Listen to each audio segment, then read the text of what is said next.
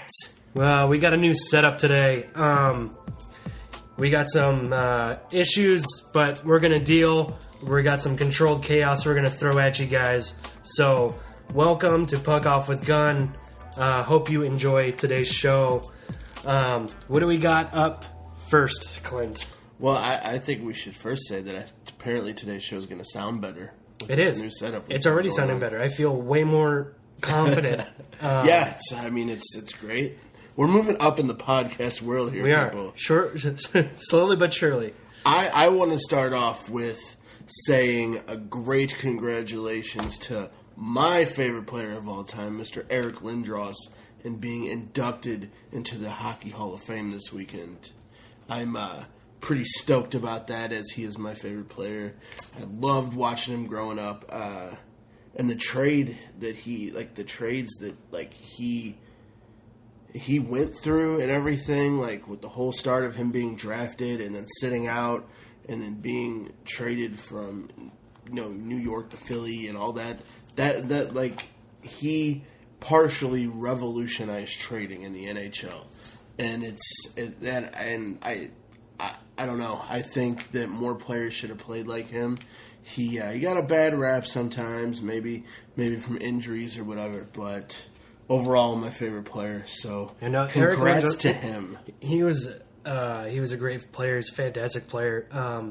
I liked him. I didn't get to watch him as much, being as at the time I was a huge Avalanche fan when I was younger, and I paid attention to Peter Forsberg because he was my favorite player. Oh yeah, no, and I became once the Colorado Avalanche moved to Colorado and became the Avalanche from the Nordiques. I was all about the Avalanche. That 96, 7, 8, 9 up to the year 2000. It was ridiculous. Like they overtook the Blues as my favorite team. But I think like back then I didn't look as hockey as I looked at it at teams, being younger, playing street hockey, roller hockey. I looked at certain players, but I was all about uniforms. And Colorado and the early Phoenix Coyotes, those were like the best unis at the time. Late 90s, early 2000s. Yeah.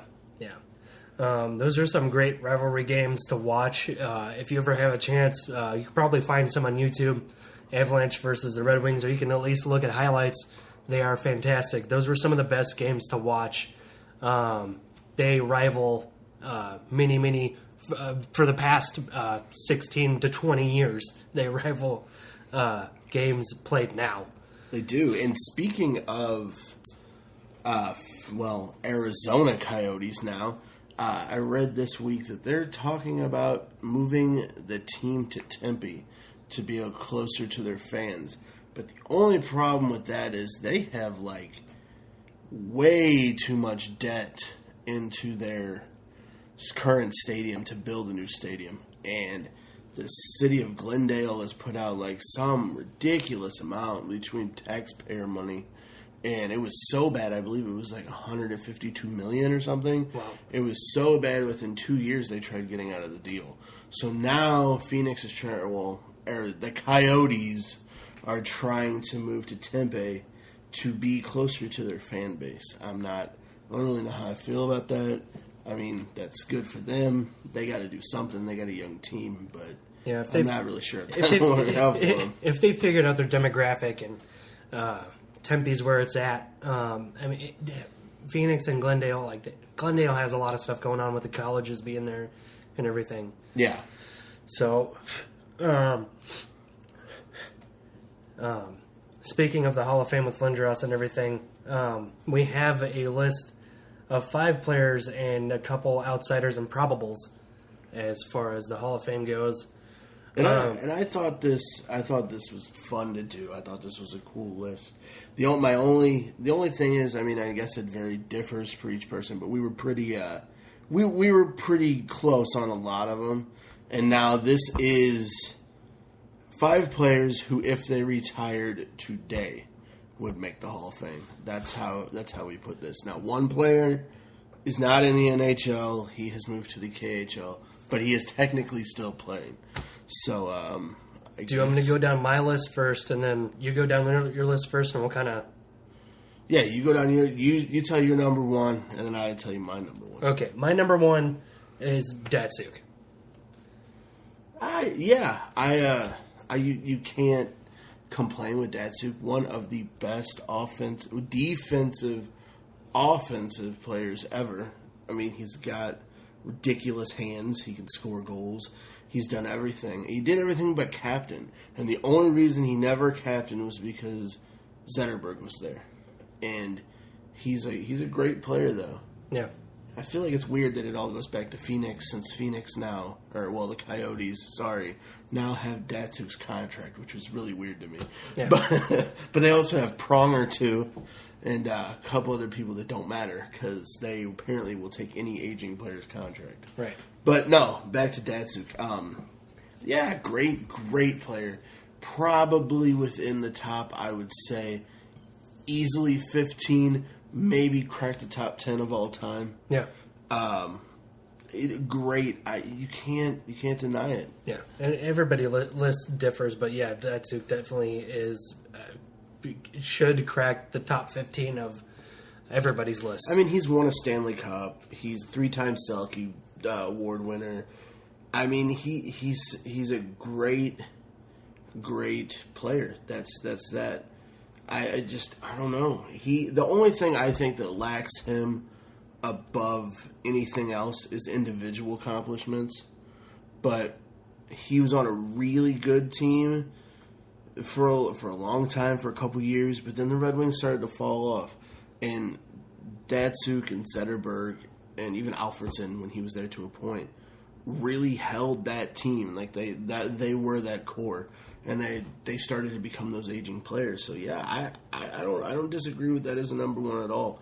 But my number one, I went with the man, the myth, and the legend. I went with Jaromir Jagr. I just don't know how. I can see how you put Datsuk ahead of him, and this is all personal reasoning at this point. Personal preference. Yeah. But I mean, he's third all time among NHL players with 750 goals, 874 points. So that means he has 164 assists. He has 5 scoring titles, a Hart Trophy, a league MVP. Was voted MVP by the players 3 times. He's an 8-time All-Star, 2 Stanley Cups, and 1 an Olympic gold medal. And he's doing this all in his 40s still, too. The only player to play longer and probably have that much success, I would say, would be Gordie Howe. Yeah. Jagr is my number 2. Tie that in to your number 1 to go down my list, to go to your list, to make that an easy transition. But yeah, Jagr's my number 2. Great player, mythical. Easily, yeah, he is. He is the myth and the legend. You can't deny him. He's been around forever. Yeah. My second favorite player growing up. I just was all about the mullet and the salute when he was up there in Pittsburgh. Yeah. Him and Lemieux. Yeah. Talk about one of the best line mates. That team right there. Yeah. Definitely. So yeah, Jagr's my number 2. My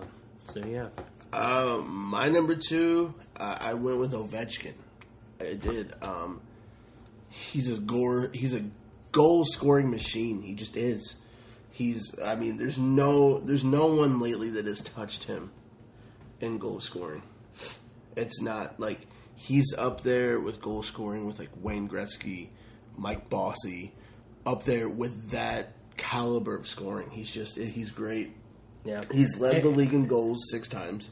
And that, not to take away from Gretzky and everything in that era of play, but it was totally different aspects to the game where. Oh, it was. It was a slower game then, but it's evolution. It changes. Yeah, and there's a lot that goes into Gretzky's goal scoring with having all of these goons that would just smash people if they remotely got within 5 feet of Gretzky. So it opened up a lot of space for Gretzky to score those goals. Whereas now that's kind of It's a finesse game, right? Is what it is. And I mean, Ovechkin joins Gretzky and Bossy is the only other player having 7 50-goal seasons. That is amazing. 7 50-goal seasons. Yeah, that's quite... And to lead the league... quite an accomplishment. And he's an 8-time All-Star. He's 31. He still has a few years left. I would say he probably has 6 to 7 years left, especially with the way he's going. If he quit today and he even stopped scoring goals and doing everything he did, despite not having a Stanley Cup, I think he's a Hall of Famer. Yeah, of course. My number 3 is Joe Thornton. I would I agree with that. I had him as my number 5, but Joe Thornton, he's a surefire Hall of Famer. Yeah, so for me, this is a personal preference list. But on top of that, he's not. I followed the Sharks when I was living in California because nobody really liked the Sharks in Southern California. That's true. Yeah, it's all about the Ducks and the Kings or whoever was winning. There's a lot of Pittsburgh fans out there for whatever reason. But Joe Thornton, and I mean, it's one of those things, like he's more well known than a lot of players.